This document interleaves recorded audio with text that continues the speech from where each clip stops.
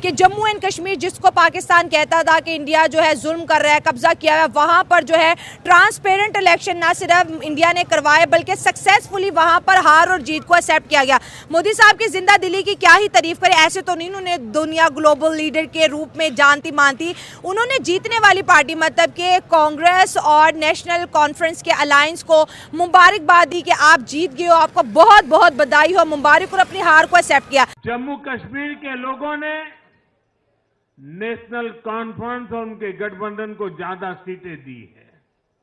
मैं उन्हें भी शुभकामनाएं देता हूं। अगर मोदी साहब की जर्नी की बात करें कश्मीर में, तो उन्होंने बहुत ज़्यादा इन्वेस्टमेंट की, उनके लिए बिजनेस प्लान, उनके लिए job opportunity, health insurance, infrastructure, हर चीज़ दिया। लेकिन इलेक्शन में उमर अब्दुल्ला की पार्टी विन करती है, मोदी साहब उनको कॉन्ग्रेचुलेट करते हैं और एक बहुत ही खूबसूरत माहौल हमें जम्मू एंड कश्मीर के अंदर नजर आ रहा है। अवाम ने जम के वोट किया और आपको ये बात हम बताते चले कि किसी भी स्टेट के अंदर अवाम तभी वोट करती है जब उनको अपनी गवर्नमेंट पर ट्रस्ट होता है, जब उन्हें पता होता है हमारा मैंडेट कोई चोरी नहीं करेगा।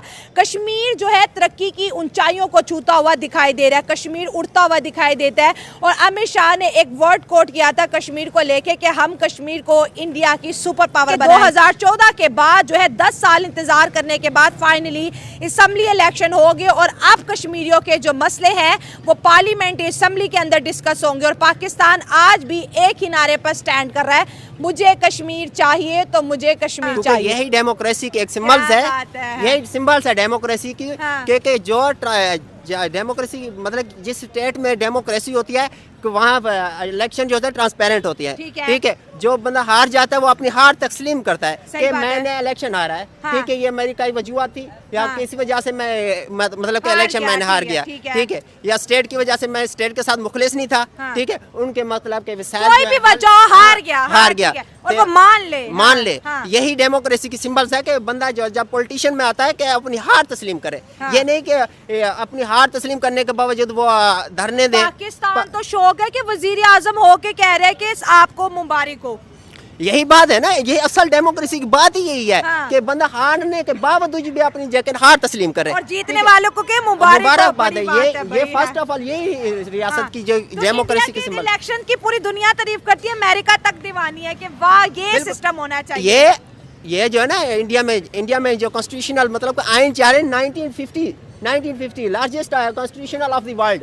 ये दुनिया का सबसे बड़ा आइन है इंडिया का 1950 में ये लागू हुआ था। 1950 में इंडिया का जो आइन था जो अब तक चल रहा है। लेकिन हमारा आइन देखे 973 उस पर भी फॉलो नहीं कर रहे हैं हम। ठीक हो गया, तकरीबन असम्पशन आ रहे हैं उसमें। जय हिंद। और जम्मू कश्मीर के निवासियों को मेरी तरफ से बधाई कि भाई वहाँ पर जो है विधानसभा का इलेक्शन हो गया, क्योंकि साथियों किसी भी क्षेत्र में विधानसभा का होना ही बहुत ही वहाँ के लिए जो है प्रगतिशील माना जाता है। कि वहाँ अगर विधानसभा है तो वहाँ के नागरिकों के हितों की रक्षा जो है बहुत ही अच्छे तरीके से हो पाएगा। और ये जम्मू कश्मीर के निवासियों को दोबारा से विधानसभा के चुनाव करवा दिया गया और वहाँ पर जो है बीजेपी के अलावा दूसरी पार्टी बन गई। और ये अच्छा भी हुआ, क्योंकि अगर पूरे देश में बीजेपी की ही पार्टी आ जाएगी तो भी एक तरीके से संतुलन बिगड़ जाएगा, जो कि लोकतंत्र की जो है संतुलन बनाए रखना काफ़ी अनिवार्य है।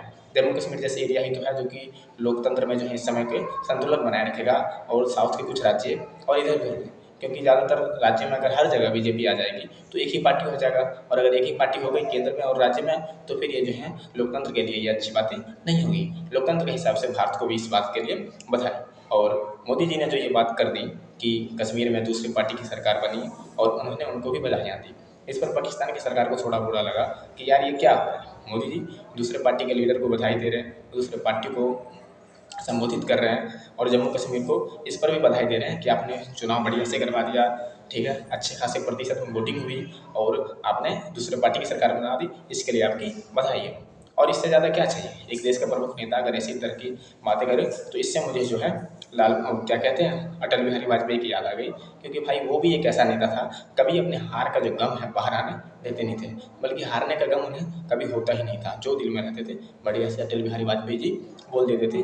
बीजेपी के वो एक ऐसे नेता थे और मोदी जी इस समय ये बातें करके भी उनके जो है काम को आगे बढ़ा रहे हैं। बाकी आपको क्या लगता है साथियों कि अब जम्मू कश्मीर में चुनाव हो गया है और दूसरे पार्टी की सरकार बनी तो लगभग कितने स्तर तक वहाँ का विकास का कार्य होता सही है, रहेगा। हाँ सही है। ऐसे तो जी तो ये बता ना, वो 1950 आइन का वो उस पे अमल कर रहे हैं, सर, ठीक है। इंडिया अपने आइन को इज्जत देता है, बिल्कुल इज्जत देता है, और उसमें डेमोक्रेसी भी है, सही हो ठीक है, गया। और उसमें ह्यूमन राइट्स का भी केयर किया जाता है, इंडिया में, यही हाँ, बात है। सही हो गया, हाँ। लेकिन आगे मैं मकबूजा कश्मीर में बात करूं, हाँ। तो सर आज़ाद कश्मीर हो या इंडिया का जम्मू एंड कश्मीर हो, देखें 2014 के बाद वहाँ पर इलेक्शन करवाना, जो सिचुएशन वहाँ कश्मीर में रही है, मिलिटेंसी रही है, आए दिन हड़तालें, आए दिन झगड़े, आए दिन किसी न किसी का बेटा मर रहा है, किसी का बाप मर रहा है, और फिर वहाँ पर डेमोक्रेसी लाना, असम्बली इस्टेब्लिश करना,